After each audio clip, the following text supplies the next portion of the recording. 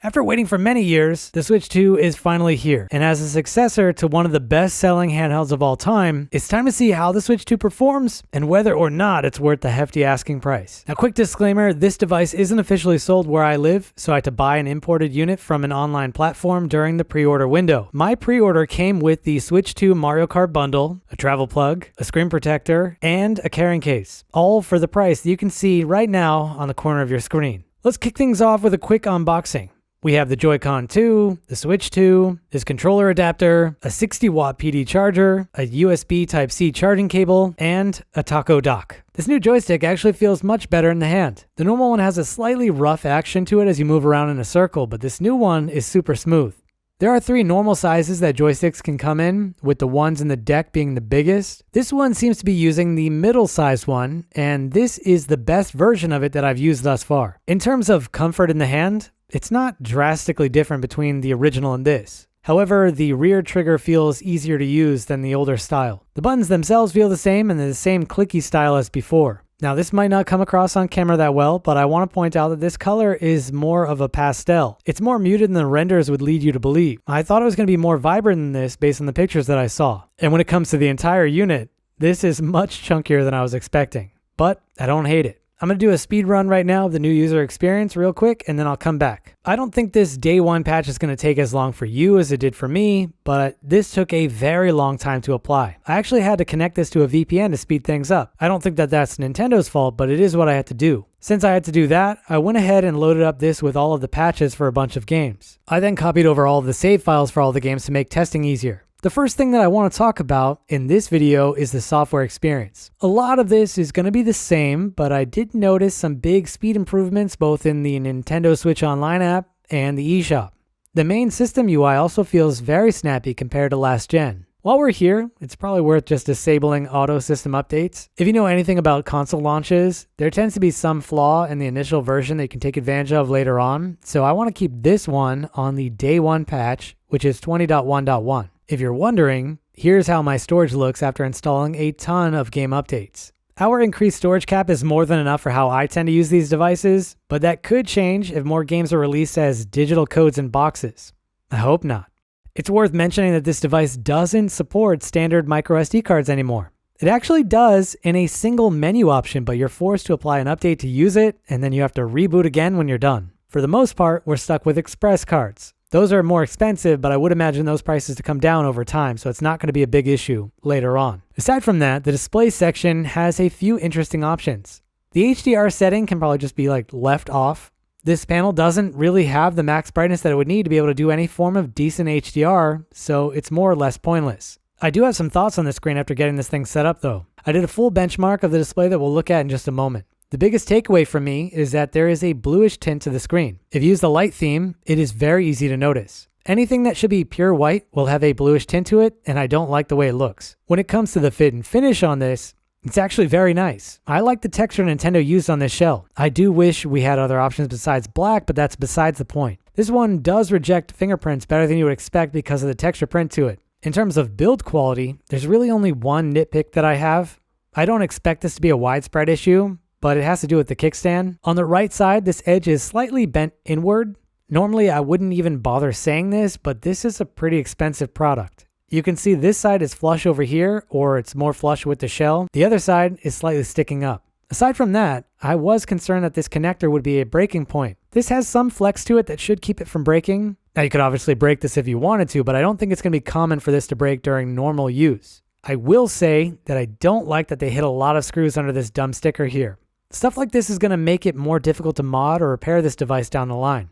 The other Switch models are not like this at all. Another welcome improvement is the kickstand. Depending on which Switch model you're coming from, the original Switch used a terrible kickstand that was very flimsy. They improved this on the Switch OLED, but if you don't have that unit, this will feel like a huge improvement over the original. That being said, I like the full style kickstand used on the Switch OLED more than this bar style. Finishing up with the rest of the shell, we have a standard set of power and volume buttons, a light sensor like the OLED Switch, a single screw in the middle, a large air exhaust vent, a USB Type-C port, a headphone jack, a cartridge slot, and a microphone. This cartridge slot has a metal bracket on the inside here. I find this to be more annoying to use than the older ones based on my time with this thus far and changing out a bunch of games. But we don't have much left here in terms of the outside. On the bottom, we have a big set of stereo speakers, a huge set of air intake vents on the left and the right, followed by 2 screws and a Type-C port. At this point, I'm not really sure what all of these Type-C ports support, but I will check on that as we go along. The screen is a large part of this new console, so I want to spend some time talking about it specifically before we move on to another section. The first thing that I want to do is take a look at the response time of the panel, and a good way to do that is with some 2D retro titles. I'm going to use Super Mario World for this because it shows ghosting very well in the way that I use it. After you hit a block, the disabled texture leaves a nice picture on screen that we can use to measure ghosting. All we want to do is clear the first 4 blocks so we can use them for this test. I'm probably going to have to slow this footage down at the end of this section, but this looks worse than I was expecting. Just from what I can see right now, there is a huge trail behind the cleared blocks, and a lot of the screen is blurry as I run back and forth. Here's the same thing on the Switch OLED. And again, I'll slow this down in a bit. To my eyes, this looks much better in terms of ghosting. Here's my V1 Switch. This display is very old, and if the PSP has taught me anything, these kind of screens can get much worse as they age. This one has more ghosting than the OLED, but it doesn't seem to be as bad as the Switch 2. And I'm just throwing this in here as a bonus. Here's how this looks on the Switch Lite with the Super 5 OLED screen. To be able to see this better, we need to slow the footage down and zoom in.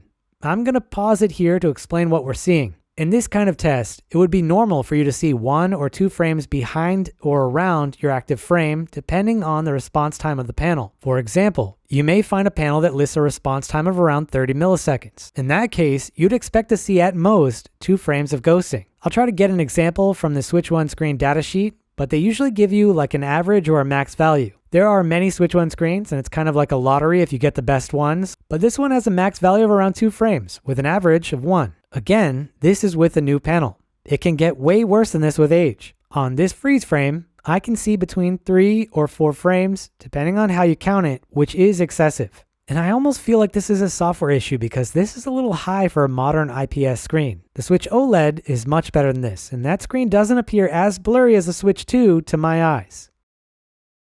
I want to make sure I just go back to the Switch 2 for each test so we can see the difference.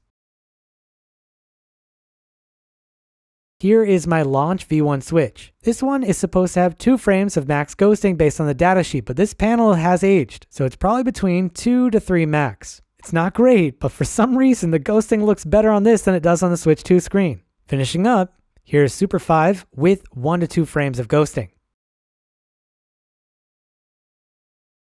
Now, a lot of discussion leading up to the Switch 2 launch compared to the Switch, not to the device that came directly before it, but to the original model from 2017. If you do that, it's easy to just say bigger is better, and without digging deeper, it's possible for every aspect of the Switch 2 screen to be better at a glance than the one in the Switch 1. I want to spend some time comparing this thing to the thing that came before it, which is the Switch OLED. Going from a 7-inch screen to the new 7.9-inch screen doesn't seem like it would be as big of a jump versus the original model, but it is obvious in this side-by-side.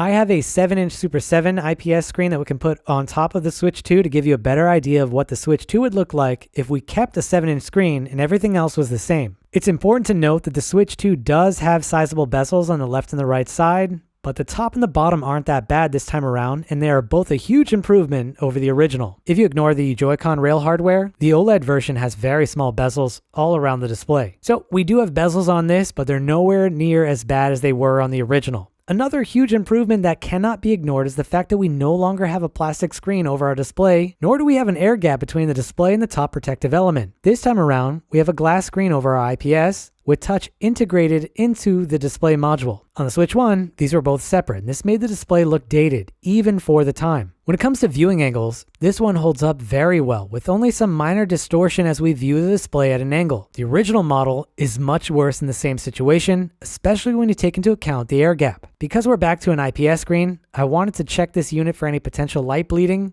Ideally, we shouldn't see any panel uniformity here. For the price that this is going for, Nintendo can afford to reject almost any screen they want to, and based on this test, we don't see any glaring issues. It is possible that someone may have this issue, but I don't. I also don't have any stuck or dead pixels, which was another thing that I tested for, so I'm pretty happy overall. This wasn't easy to do, and I don't know if anyone else has done this, but I managed to do a complete benchmark of my unit, and I'm surprised by what I saw. First up, we have 100% coverage of the sRGB color space. Our RGB balance is shifted heavily toward blue, and this is something that is obvious to the naked eye without it being pointed out to you. What isn't obvious is the accuracy of the panel. For most of our individual colors, we are over a delta E of 2, which is not common for Nintendo Switch. You can say anything you want about the original Switch or the Switch Lite, but Nintendo knows how to source a calibrated panel from their suppliers. I bought a stock V2 Switch last year just to bench it, and almost every band is under a delta E of 2. This is god tier calibration for a gaming handheld screen, but this is common on Switch models, so it doesn't make sense why the stock calibration is comparatively so bad on the Switch 2. Even the RGB balance on my V2 is better than it is on the Switch 2. When it comes to peak brightness, we do have a slight edge with a max brightness of 363 nits. That's a little low on a modern display, and I even checked if auto brightness mode would allow it to go higher, but it doesn't. This is a wide gamut display, so I also checked the P3 color space, and I measured 98.3%. Compared to the original model, it's going to be possible for you to see more saturated colors on this display if they were used in games. When it comes to color temperature, there are no big surprises here. I measured 7,888 Kelvin, which goes hand in hand with the blue tint on the white colors of this display. I was surprised though to see a contrast ratio of 1151 to 1. This is in the ballpark of the Switch 1, largely due to the lower maximum brightness. The next thing I want to talk about is audio, and due to the bigger size, I assumed Nintendo would come in here and give us a much needed improvement to the audio situation with the Switch 2. In this section, I want to do a comparison against the Switch 2, the Switch OLED, and the Switch Lite. First up, we have the Switch 2.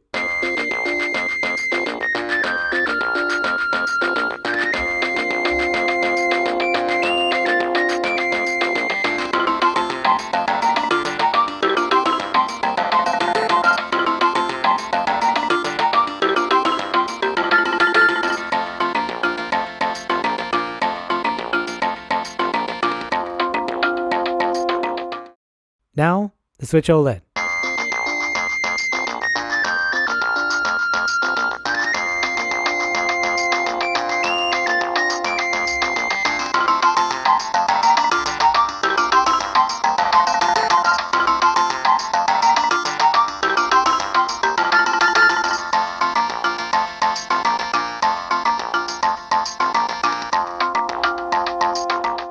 And finally, the Switch Lite.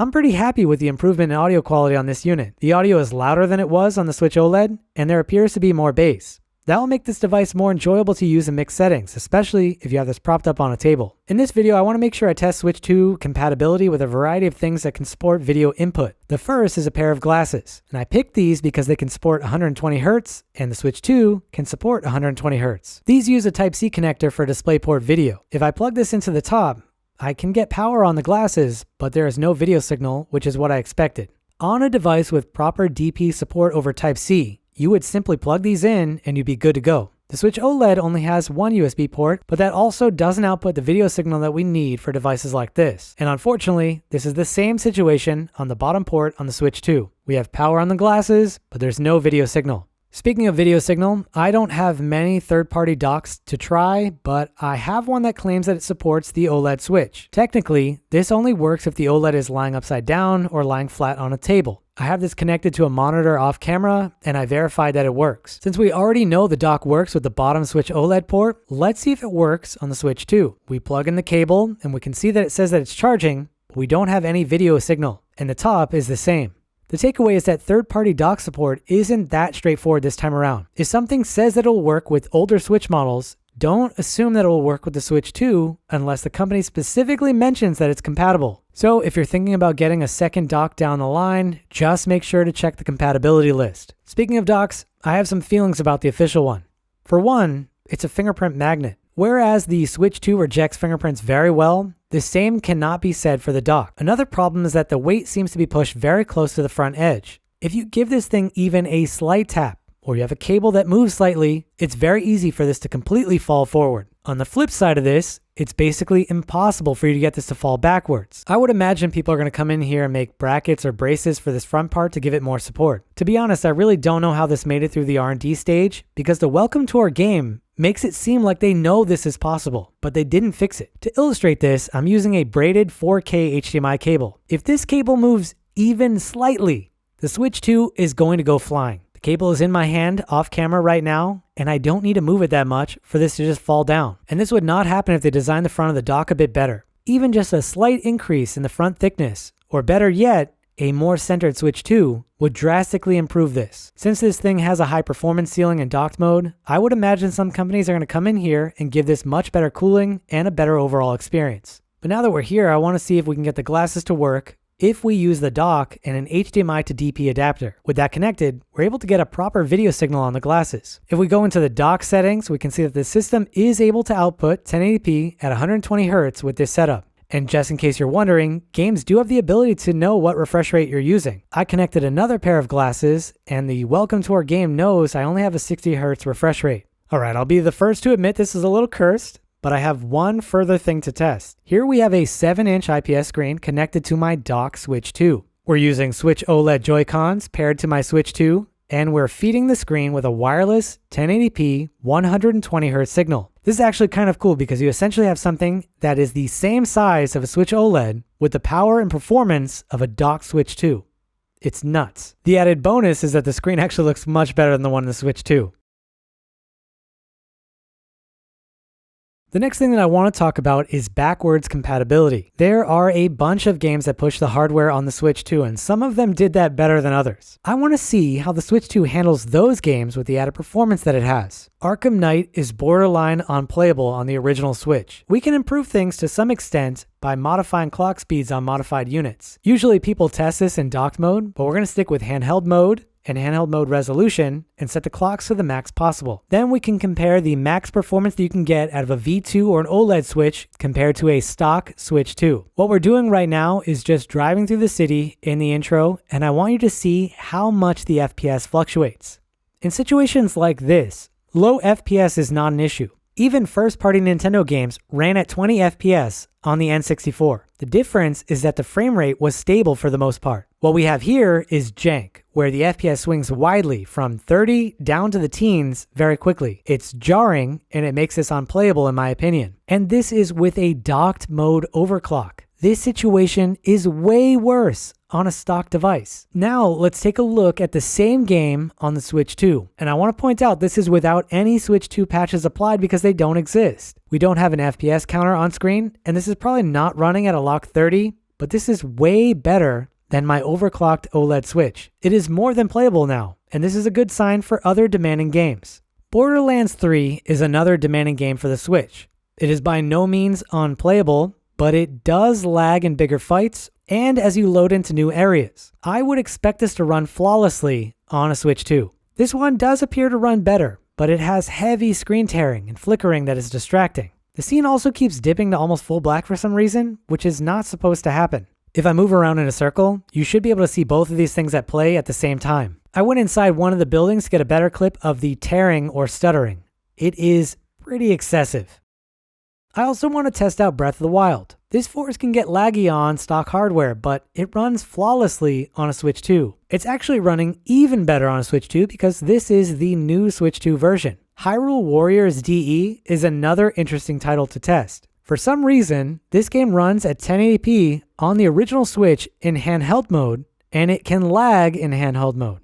On here, it's running perfectly. Here's another of my favorites on the original Switch. Core Keeper looks like a simple game at first, but it's actually very heavy, especially if you have a bigger base. On my OLED Switch, you can see that the animation isn't smooth at all as I run through this place. It's not unplayable, but it doesn't look great. It still looks like we have some slight dips on the Switch 2, but it's way better than it was before.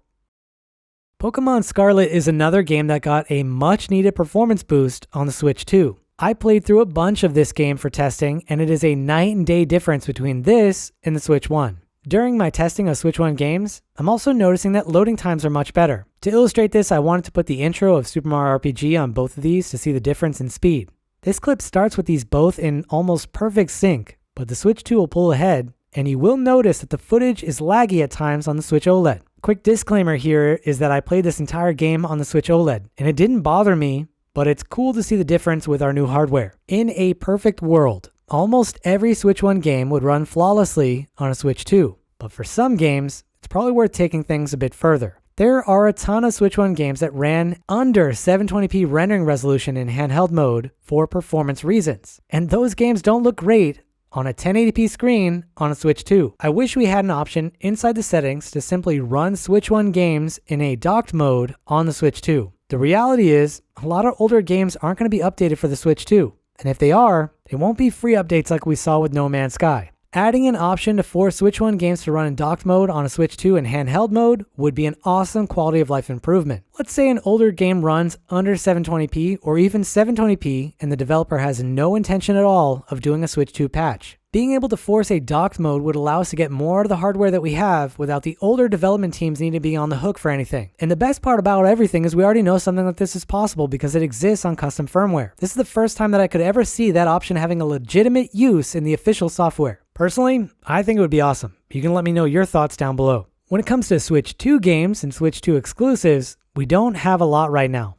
It would be naive to judge the platform based on the current availability of Switch 2 titles because the best titles for this platform haven't even been announced yet. There are probably just as many games that aren't even in a conceptual phase right now that will release many years from now if the platform is healthy. The good thing is that we have a ton of performance here, even in handheld mode. Cyberpunk 2077 is arguably the biggest right now, and it's impressive to see this running on a Switch as well as it does. That being said, I do wish there were more Switch 2 games available on launch, but I have a ton of Switch 1 games that I can play or replay while I wait. One thing that I do not like about the Switch 2 is the game distribution model. For this launch, there is a high number of either code-in-the-box titles, like Mario Kart World Tour, or Game Key in a Box. As someone who buys almost 100% of my Switch games in physical form, either new or used, this is incredibly annoying. I specifically buy physical games so I don't have to go through the pain of downloading Switch games in a region without official Nintendo servers, only for Switch 2 games to migrate over to an eShop title in a Switch 2 cartridge. Making matters worse, we even have games that exist as a real physical cartridge for the Switch 1 that now use a key card on the Switch 2. I think this entire thing is nonsense, and I can't be the only one that feels this way. I'm gonna play devil's advocate and say that I understand if a game file is too large and it would require an expensive memory module,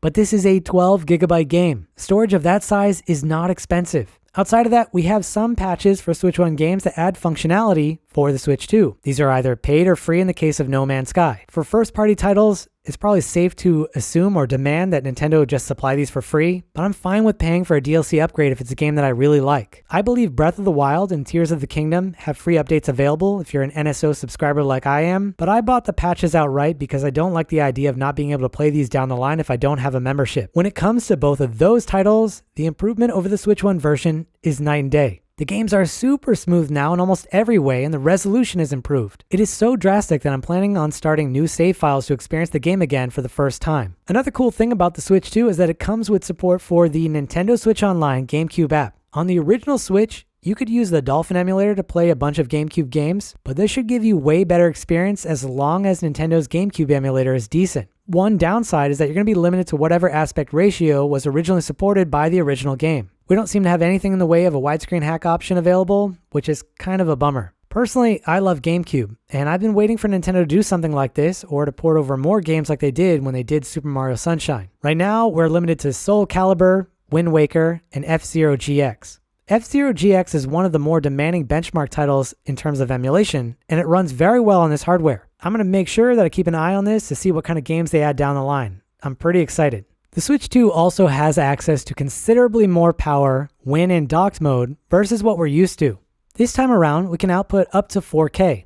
On its face, that sounds amazing. And it is. But even the original Switch from 2017 supported 4K 30 FPS with games rendered at 4K. The Switch OLED and the V2 Switch could go even higher at 4K 60. Obviously, assuming that you had a modded console. I did a big video on this topic last year that I think's worth checking out if you haven't seen it. On Switch 2, we get all of that out of the bag, along with a very high performance ceiling. During my extended testing, I've been surprised just how well this holds up. but the dock mode settings themselves are a bit wonky. Depending on what your monitor or TV supports, it can be advantageous for you to either enable or disable HDR and the 120Hz options in the system settings. On my capture card, I was capped at 1080p if I enabled 120Hz, even though I had 4K selected as my TV resolution. Almost nothing supports 120Hz at this point, so it's probably better to just push the resolution higher to 1440p or an even higher integer resolution like 4K. If you're someone who primarily docks your Switch when you use it, the Switch 2 is a much better console than all other models. I hardly ever docked my older Switch models, but I could see myself doing that a lot more on the Switch 2, especially with useful features like mouse mode and 4K output. I think it's time to compare the Switch 2 to the next most popular handheld not made by Nintendo.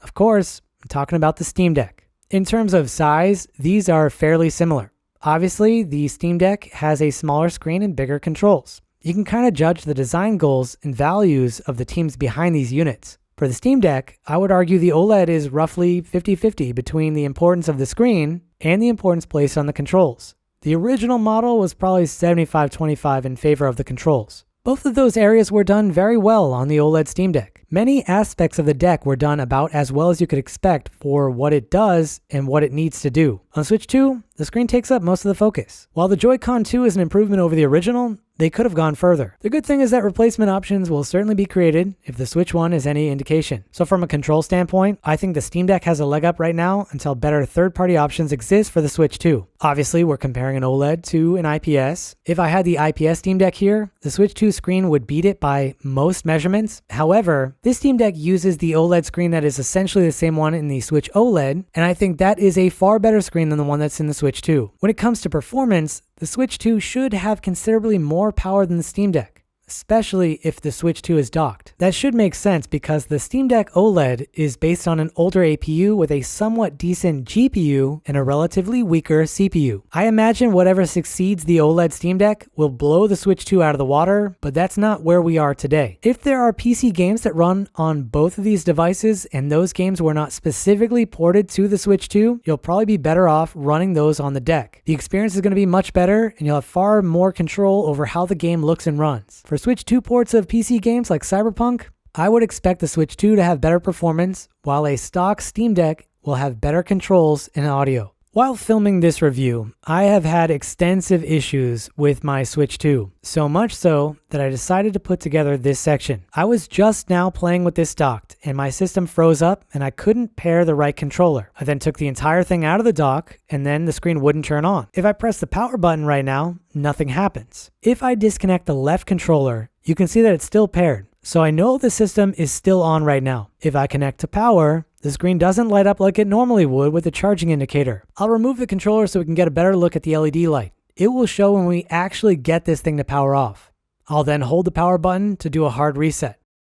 At this point, I just thought this was a normal thing that a lot of people were experiencing. But on the off chance that it wasn't, I put together a very quick video and I posted on Twitter just to see if anybody else had the same problem happening. I was just getting ready for another scene. I had this thing idling here and the audio stopped. So this is the only time that I've actually almost caught something on footage. You can see nothing is working. If I pull out the controller, it doesn't show that it's able to connect. So that one's not connected. This other side is not connected. If we press the power button, it doesn't work. Hello again. This is the fourth time that this has happened. This time, the screen cut out while the audio was still playing. Then the audio cut out, and then the controller started to rumble, and then those cut out. If I try to press the power button again right now, my unit won't turn on. I have to repeat the hard reset method to be able to use it again, and this entire thing keeps happening. I thought this was because I was playing Switch 1 games, but I just had this happen twice in a row on the Welcome Tour game after a few minutes. And just in case you're wondering, that game doesn't push this hardware at all, so I know this isn't a heat issue. Future me again. I just had this happen a few times off camera in Pokemon Violet, so I decided to just leave the camera rolling to try and catch this entire thing on film. I'm gonna speed up this until we get to the point where it crashes. Right when we get to the point where there would be a brief fade to black in this scene, the system just fully cuts out. And just to show you, the controllers are no longer paired. This happened several more times off camera, so I just decided to just see if I could get a crash on camera with just idling in a game. I put the controllers in view of the camera so you can just see the moment when the screen cuts out and the controllers lose connection. Fast forward through more than 10 additional crashes, I just got fed up with this entire thing and I'm starting to look for a new unit. I managed to find a person selling an unopened Hong Kong version close to me, so I traveled to a train station near their office, inspected the device on the train station floor, and then headed back home. All right, now it's time for take two. I'm telling you right now, if this one doesn't work, I'm not going to buy another. I'm going to repeat every single thing that I did on the first one just to make sure this isn't some software issue, which means I'm going to be in for several hours of reloading all of my game updates for all of my Switch 1 games. I'm going to report back at the end of this video with an update. I want to wrap up this review with my pros and cons of the Switch 2 after more than 1 week of heavy use. When it comes to things that I like, there are a lot more things than I was expecting going into this purchase. The first thing that I like about the Switch 2 is the increased performance. I waited many years for Nintendo to finally provide a proper update to their hardware that was already old when it launched in 2017 with one that has more performance. I'm happy to say that we have a ton of performance here. And while there are parts of this processor that are weaker than others, this hardware doesn't look that dated out of the gate. We should have many years of use out of this before we need to start looking at updating it again. For number 2, I have to say the controls. The Joy-Con 2 feels like an awesome improvement over the original, from the improved joysticks, better haptics, and even the mouse mode. I wasn't expecting for mouse mode to be as good as it is or to even like it, but I do.